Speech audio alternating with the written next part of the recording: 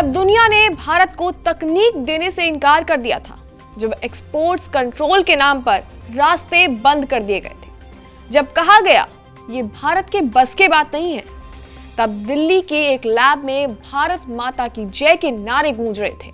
और ये सिर्फ कोई नारा नहीं था, बल्कि ये जवाब था।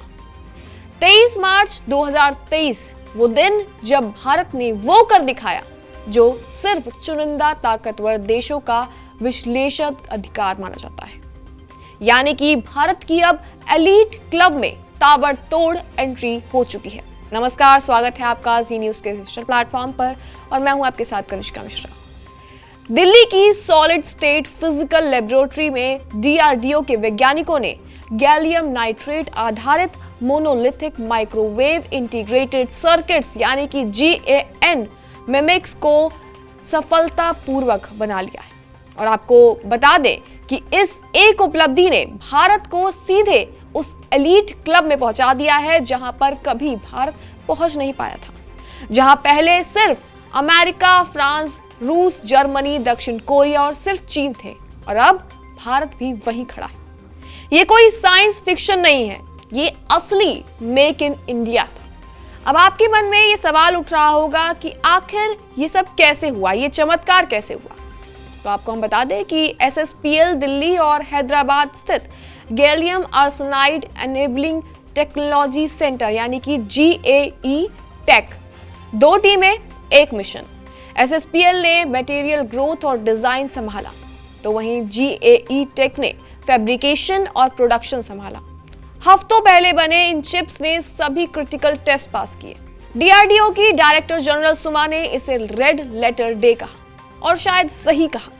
23 मार्च 2023 को भारत का पहला हाई पावर इंडिजिनस GAN आधारित ट्रांसमिट रिसीव मॉड्यूल तैयार था, जो सीधे इस्तेमाल होगा AESA रडार में, इलेक्ट्रॉनिक वॉरफेयर सिस्टम्स में, मिसाइल सीकर्स में, UAV पेलोड्स में और डायरेक्ट एनर्जी वेपन्स में।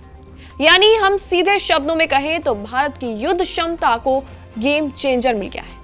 हालांकि हम आपको बता दें और क्लियर कर दें कि ये सफलता यूं ही नहीं मिली है। 2016 में भारत ने फ्रांस से 36 राफेल जेट्स की डील साइन की थी। 59,000 करोड़ की डील ऑफसेट क्लोज में थी। टेक्नोलॉजी ट्रांसफर की बात की गई थी। भारत ने GAN टेक्नोलॉजी मांगी थी, जवाब में मिला था नॉन स्टारर। SSPL की डायरेक्टर मीना मिश्रा ने कहा था कि यह टेक्नोलॉजी डिनायल है।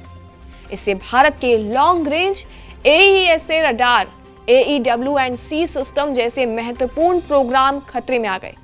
लेकिन भारत रुका नहीं। GAN क्यों इतना खतरनाक है और जरूरी है?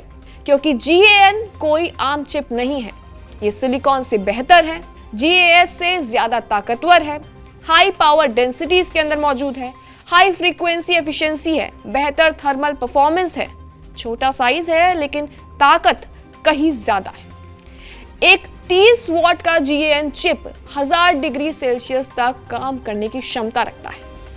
जहां बाकी चिप्स फेल हो जाते हैं, वहां GAN चलता है, और यही वजह है कि इसे सालों तक एक्सक्लूसिव रखा गया था। भारत का संदेश साफ था कि भारत ने 90 के दशक में GAS से सीखा, अब GAN भी सीख लिया है।